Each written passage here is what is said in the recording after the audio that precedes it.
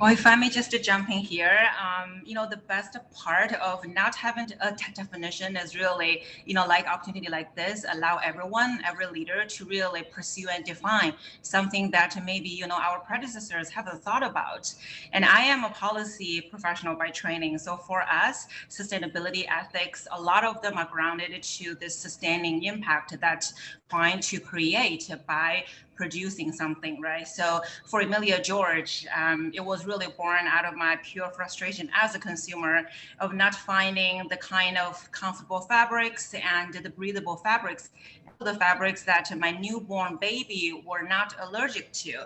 So that sort of frustration propelled me to do more research. And, just as someone who didn't really have a background in fashion, from a pure policy research perspective and how much information that I have found in the sustainable fashion world. And of course, with all the challenges that we probably all face as founders and consumers, for example, limitations, probably much higher price than fast fashion that we have seen. So, for us, really creating a sustainable by producing sustainable products and also following sustainable practices during our fabric sourcing manufacturing process, as Tamara and Nicole also mentioned, whole supply chain.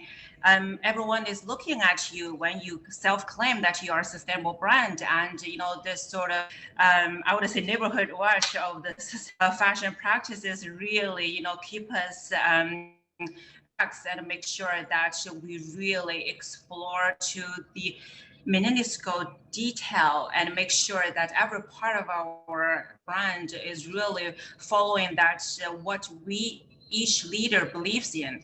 And what we are doing may not be the exact same replica as like what Nicole or Shivika is doing, but I truly believe that by creating sustainable impact that we are seeing from our practices is what we all strive for. I just wanted to jump in and say, first of all, what an incredible discussion. You all brought up such incredible points. Thank you. I also just wanted to add that as we think about ethics, we also think about corporate culture too. I know you ladies do feel the same way. Think about institutionalizing compassion. We think about corporate culture that reflects the values that we care about and the values that we want to express. We talk about the Veneka family and what it means to be part of that Veneka family. We're very proud to be women led and run, and hope that as we continue to grow, we can continue those that we have. So I just wanted to jump in quick question that I think internal corporate culture is also a part of it, and walking the walk internally is key for business leaders as we think about forward.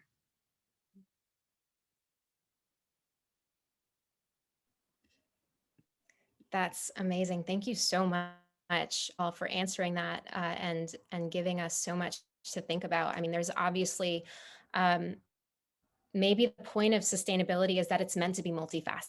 So many different issues within the fashion industry that that all need working on. And so it's so inspiring to see all of the different ways that you all have identified to start working on rebuilding from the ground up, rebuilding from the inside out, and institutionalizing compassion, as you said, Shivika. I really loved that. Well, you actually answered my second question very nicely about why you have focused on sustainability, because I do think that in your definition, obviously you have to explain why it is so important, not just give us a basic definition. So I'm going to skip ahead to question. As a sustainable business, what are some of the difficulties that you face from your industry? I think, Elle, you touched on this a little bit, where it can be tough to say that you are a sustainable business. So yeah, I'd love to hear a little more about that. Yes. So, again, like just coming from such a fresh perspective, I always consider myself like a fashion outsider, even though I'm building a fashion brand. But really just, by sitting in my fabric supplier's office saying, I want 100% sustainable fabrics. That's all I want to do for my collection. And having the person tell me it's not possible, because not all the fabric structure or the kind of composition can just be 100% unless you only produce very like few, maybe one or two styles. Or you have customers coming, sending you emails asking, so how come your dress is costing more than a month of grocery for my whole family?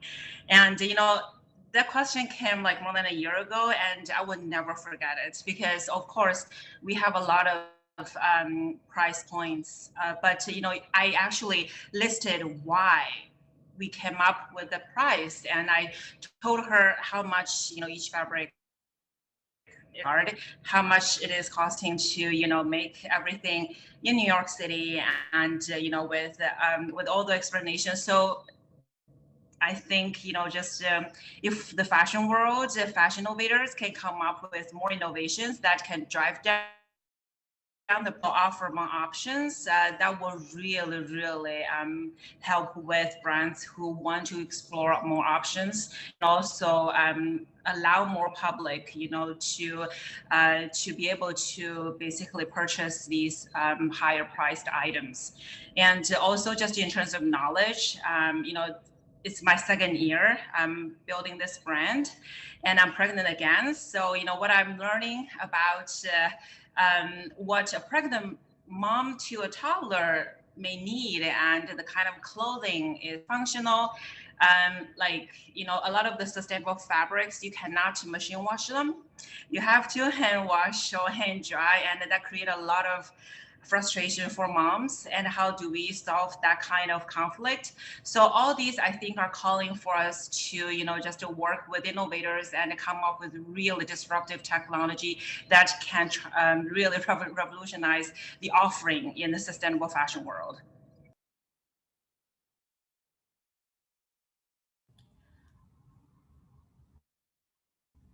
So I'll go next on this.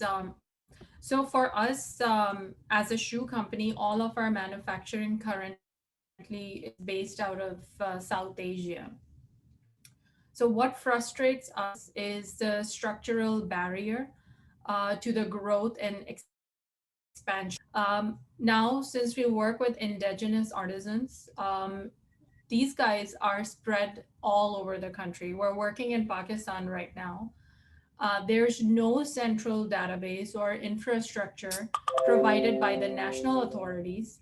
So we are having to do that work of exploration and discovery ourselves, which is very expensive and it's very time consuming for small businesses.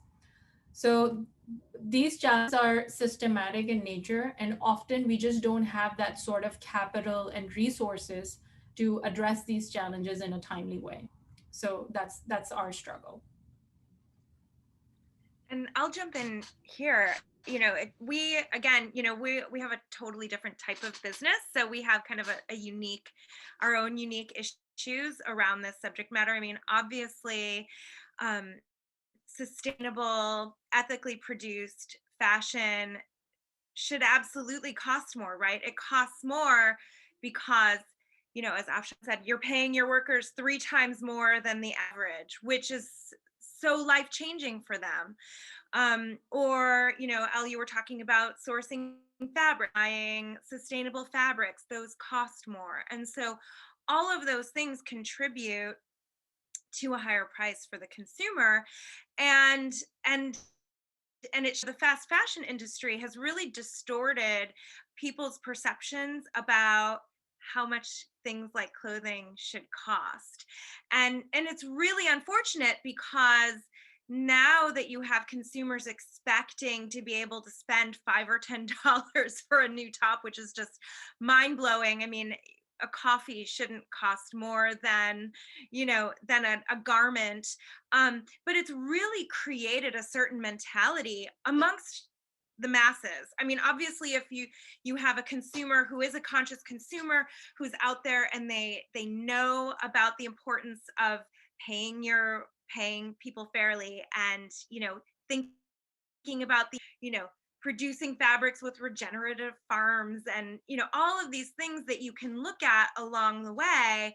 The average person, there's still so much work for us, right, in the sustainable fashion world, because the average person just doesn't even know about this stuff or think about this stuff. They're really just going to look at the price tag and say, oh, well, why does it cost that much?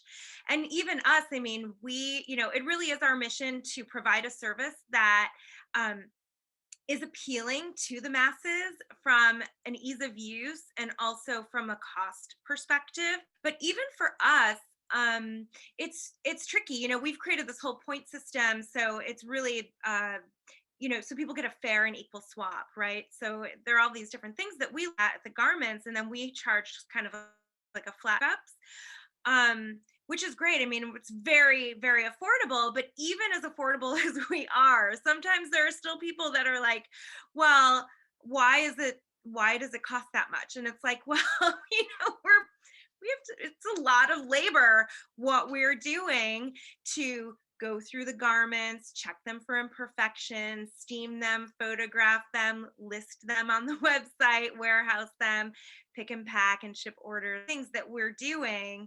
And so I think a lot of it really does come down to educating consumers, but also inspiring them as much as we can to get them to care about this stuff, right? Like how can we really reach the hearts and minds of millions of people around the world and get them to think differently about how they shop. And so for us, you say, our kind of like our motto, our call to action is swap before you shop, right? Try to do more secondhand, wear what you have. And then when you are going to buy something new, instead of buying a bunch of cheaply made things, invest in an well-made, sustainable piece that you're going to keep in your wardrobe for a long time.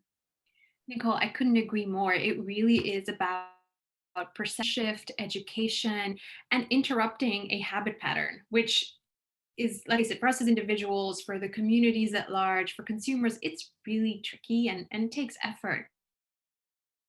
The way we're aiming to interrupt that habit pattern is sort of as you touched on. When you are going to buy new items, invest in what we call capsule-worthy pieces that are built to last, that really fit your lifestyle, your body, your the things that you do on a daily basis, the things that will support and empower you to function. And will last you an incredibly long time. So the capsule piece is really about increasing the wears per piece and extending then the life cycle of that item.